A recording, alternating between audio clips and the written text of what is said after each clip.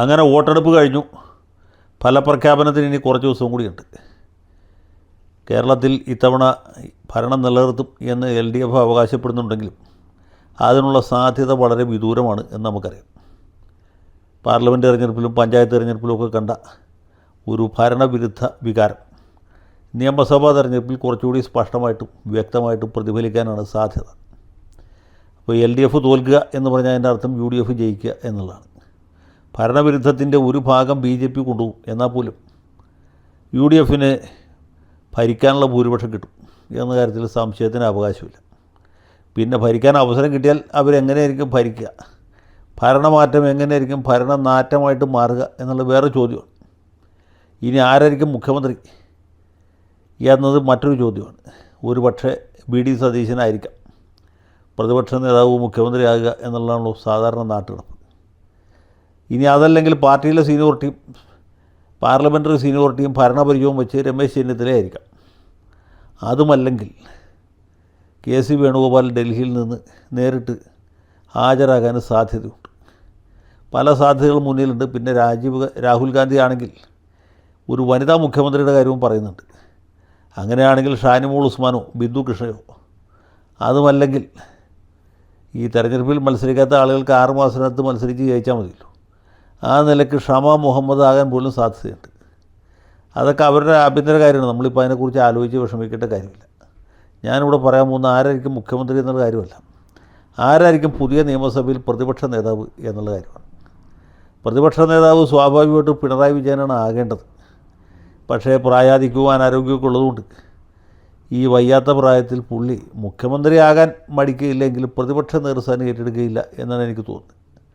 മാത്രമല്ല, രമേശ് ചെന്നിത്തല അല്ലെങ്കിൽ VD സതീശൻ മുഖ്യമന്ത്രിയായിരിക്കുമ്പോൾ ഇദ്ദേഹം പ്രതിപക്ഷ നേതാവായിട്ട് ആ സഭയിൽ ഹാജരാകുക എന്ന് വെച്ചാൽ പുള്ളിക്ക് അത് തന്നെ ഒരു കുറച്ചിലാണ്. അപ്പോൾ അദ്ദേഹം ഇത് ഏറ്റെടുക്കുകയില്ല എങ്കിൽ പിന്നെ ആരായിരിക്കും? സ്വാഭാവികമായിട്ടും നമ്മുടെ മനസ്സിൽ തെളിഞ്ഞു വരുന്ന മുഖം അദ്ദേഹത്തിൻ്റെ മകളുടെ ഭർത്താവും ലോക യുവജന സംഘടനയുടെ അഖില ലോക നേതാവുമായിരുന്ന സാക്ഷാൽ മുഹമ്മദ് റിയാസിൻ്റെയാണ്. അപ്പോൾ അമ്മോശൻ മാറി മരുമോൻ വന്നു അന്ന് PV അൻവറിനെ പോലുള്ളവർക്കൊക്കെ പരിഹസിക്കാനൊരു അവസരം കിട്ടും. അതല്ലാതെ ഇദ്ദേഹത്തിനെ പ്രതിപക്ഷ നേതൃസ്ഥാനത്തിന് പറ്റിയ ഒരാളാണോ എന്ന് ചോദിച്ചാലല്ല. പിന്നെ ഇപ്പോൾ മിക്കവാറും എല്ലാ പാർട്ടിയിലും എന്ന പോലെ CPMലും ബന്ധുബലമാണല്ലോ പ്രധാനം. സർവശക്തനായ ഒരു അമ്മായിയപ്പനുള്ളതുകൊണ്ട് മരുമകന് പ്രതിപക്ഷ നേതാവാനും തടസ്സമൊന്നുമില്ല. ഇനി പ്രതിപക്ഷ നേതൃസ്ഥാനത്ത് വന്നു കഴിഞ്ഞാലും PR ഏജൻസികളിലോടത്തോളം കാലം പുള്ളിക്ക് വലിയ ഒരു പ്രതിപക്ഷ നേതാവായിട്ട് വളർന്നു വരാനും ബുദ്ധിമുട്ടുണ്ടാവില്ല. പക്ഷേ ഇനി മെറിറ്റിൻ്റെ മാത്രം അടിസ്ഥാനത്തിലാണ്, അതായത് ബന്ധുബലത്തിൻ്റെ അടിസ്ഥാനത്തിലല്ല, മെറിറ്റിൻ്റെ മാത്രം യോഗ്യതയുടെ മാത്രം അടിസ്ഥാനത്തിലാണ് ഒരു പ്രതിപക്ഷ നേതാവിനെ നിശ്ചയിക്കുന്നതെങ്കിൽ അത് വലിയൊരു എങ്കിലാണ്. എങ്കിൽ ആ സ്ഥാനത്തേക്ക് ആര് വരും എന്ന് ചോദിക്കുമ്പോൾ വേറൊരു പ്രശ്നമുണ്ട്. ഈ കഴിഞ്ഞ മന്ത്രിസഭയിലെ മിക്കവാറും മെമ്പർമാരും ഈ തെരഞ്ഞെടുപ്പിൽ തോറ്റുപോകും. വീണ ജോർജ് ഉണ്ടാകാൻ സാധ്യതയില്ല. നമ്മുടെ ബാലഗോപാൽ ഉണ്ടാകാനുള്ള സാധ്യത കുറവാണ്. ശിവൻകുട്ടിയുടെ കാര്യം ഏതാണ്ട് തീരുമാനമായിട്ടുണ്ട്. അങ്ങനെ നോക്കുമ്പോൾ മിക്കവാറും ആളുകളും പുതിയ സഭയിൽ ഉണ്ടാകാൻ സാധ്യതയില്ല.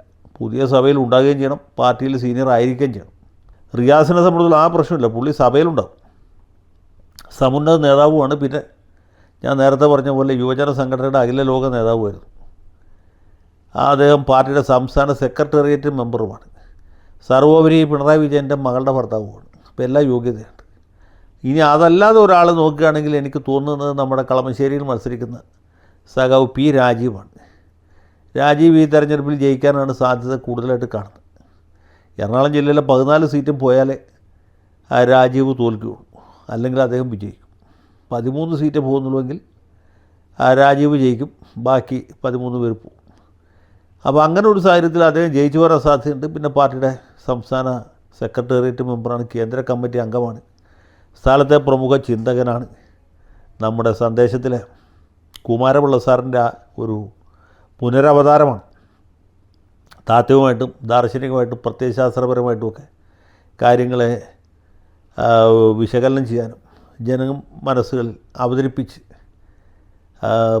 പ്രചാരം നേടിയെടുക്കാനും ഒക്കെ ഇന്നിപ്പോൾ രാജീവിനെ കഴിഞ്ഞിട്ട് വേറൊരാളുള്ളൂ എന്നാണ് എൻ്റെ അഭിപ്രായം. അപ്പോൾ ഗോവിന്ദൻ മാഷ് പാർട്ടി സെക്രട്ടറി, രാജീവ് പ്രതിപക്ഷ നേതാവായിട്ട് ഇരിക്കുകയാണെങ്കിൽ പാർട്ടിയുടെ പ്രത്യയശാസ്ത്രപരമായ അടിത്തറ കൂടുതൽ ശക്തിപ്പെടുകയും ബഹുജന ബന്ധം കൂടുതൽ ഉറക്കുകയും ചെയ്യും.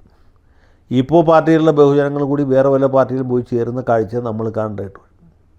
അപ്പോൾ അങ്ങനെ ഒരു പരിണതിയിലേക്ക് പോകാൻ പാർട്ടി താല്പര്യപ്പെടും എന്നാണ് ഞാൻ വിചാരിക്കുന്നത്. ഏതായാലും കേരളത്തിലൊരു പ്രതിപക്ഷ നേതാവ് ഉണ്ടാവും എന്ന കാര്യത്തിൽ സംശയമില്ല. അത് ഒന്നുകിൽ മുഹമ്മദ് റിയാസ് ആയിരിക്കും, അല്ലെങ്കിൽ സഖാവ് പി രാജീവായിരിക്കും. ആര് തന്നെ ആയാലും മോശം വരികയില്ല എന്നാണ് എൻ്റെ വിശ്വാസം. ഏതായാലും പുതിയ പ്രതിപക്ഷ നേതാവിന് ഭാവുകങ്ങൾ ആശംസിക്കുന്നു. പ്രതിപക്ഷ നേതാവ് എന്ന് പറഞ്ഞാൽ ചെറിയൊരു പദവിയല്ല. വി.എസ്. അച്യുതാനന്ദനെ പോലുള്ള ആളുകൾ വളരെ ഉത്തരവാദിത്തോടെ കൈയാളിയിരുന്നാണ്. പി.ടി. ചാക്കോയെപ്പോലെ അതിഗംഭീരന്മാരായ പാർലമെൻറ്റേറിയന്മാരും മുമ്പ് ആ സ്ഥലത്തുണ്ടായിരുന്നു. വി.ഡി. സതീശൻ തന്നെ ഒരു വലിയ പാർലമെൻറ്റേറിയനായിട്ടാണ് പേര് കേട്ടത്. ഇതൊക്കെ ഇതിനും കാരണമായി തീർന്ന അദ്ദേഹത്തിൻ്റെ പാർലമെൻ്ററി എക്സ്പീരിയൻസാണ്. അപ്പോൾ അടുത്ത പ്രതിപക്ഷ നേതാവ് ആര് തന്നെയായാലും ആ സഖാവിന് എൻ്റെ ഊഷ്മളമായ അഭിവാദ്യങ്ങൾ.